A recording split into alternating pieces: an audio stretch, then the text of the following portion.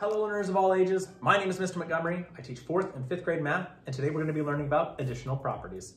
Now, when it comes to different properties of addition, there are 3 of them: the commutative, the identity, and associative properties of addition. And each one helps us add and have a little bit of rules to why we add certain ways and why these rules work.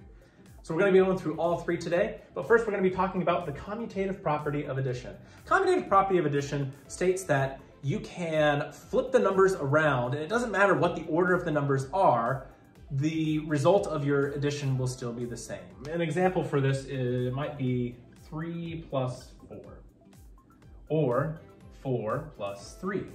I can flip those 2 numbers around and it's still gonna always equal 7. It doesn't matter if it's 3 plus 4, it doesn't matter if it's 4 plus 3. This could also work with 3 different numbers in a row. I could have 3 plus 4 plus 1, and then I could have 1 plus 4 plus 3. They will still both equal 8.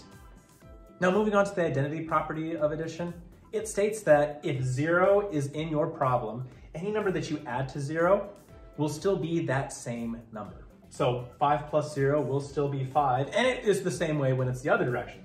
If you add a number to 0, that will always equal that number. 0 plus 5 will still stay 5.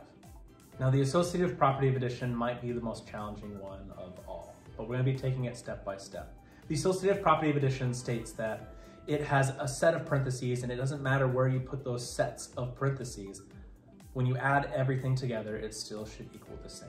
So in this first half of my equation, because the equation says that this side is equal to this side, my parentheses are around the 4 and the 5, which means on this side, they cannot be around the 4 and the 5.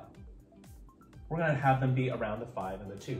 And according to the associative property of addition, they should equal the same. Now, whenever we have parentheses in an equation, that lets us know, and it's a key to do those things first. So on this side, what's in the parentheses? 4 plus 5. What is 4 plus 5? It's 9. And I'm going to bring down whatever I didn't use. I didn't use 2. Now I can figure out what 9 plus 2 is. 9 plus 2 is 11.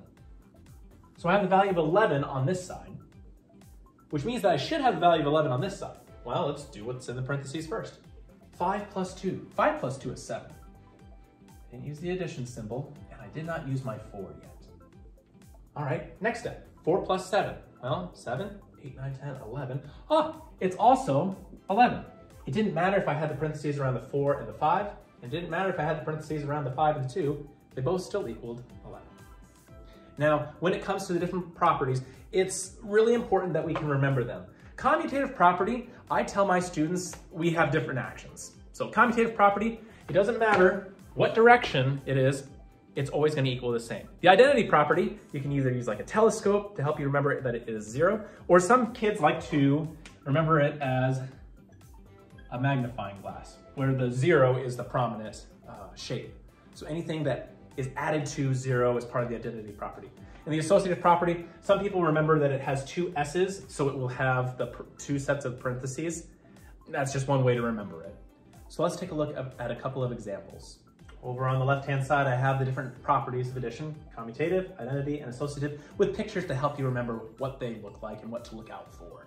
So our first problem is this: 8 plus 7 in parentheses plus 3 equals 8 plus, in parentheses, 7 plus 3.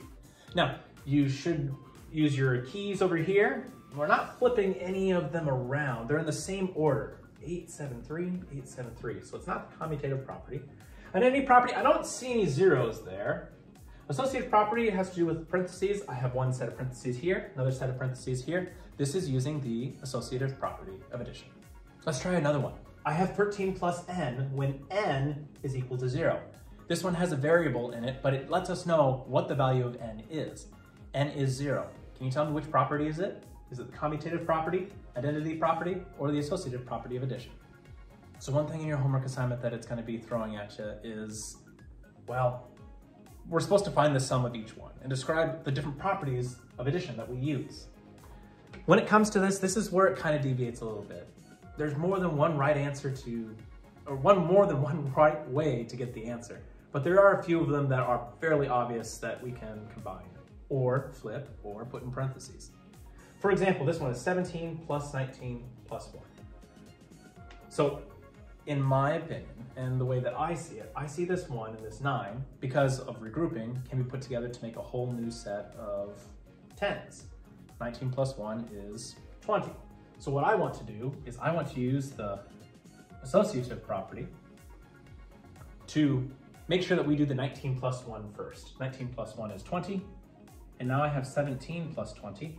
Well, I can take the 7 plus the 0, which is 7, and then the 2 in the 10s place plus the 1 in the 10s place equal 3. I'm going to do it off to the side. So I have 7 in the 1s place, 0 in the 1s place. 7 plus 0 is 7, and 1 plus 2 is 3. Should get an answer of 37. So how I would explain this when I write it out is I use the associative property to add 19 plus 1 first, and then added 17 plus 20 after that. Now when it comes to your practice, on workbook page 19, we're going to be doing 5, 6, and 8. For 5 and 6, it says name the addition property shown by the equation. And then for us, they have variables in there of m for number 5 and a for number 6. If we go down to number 8, the directions say find each sum and describe how you use additional properties or addition properties. So you're going to be explaining to me what numbers did you move? What numbers did you combine? What numbers did you put in parentheses if it comes to that step? Can you do more than one property? You sure can. So I'll give you a hint for the very first part. I would combine and move the 3 to the other side of the 57, or flip the 3 and 8 around, because 7 plus 3 equals a new 10. And then you're going to have to put parentheses around it for the associative property. So you're using the commutative property and the associative property. But I'm going to let you write that out. If you have any questions for tomorrow, make sure you ask them when you bring it into class.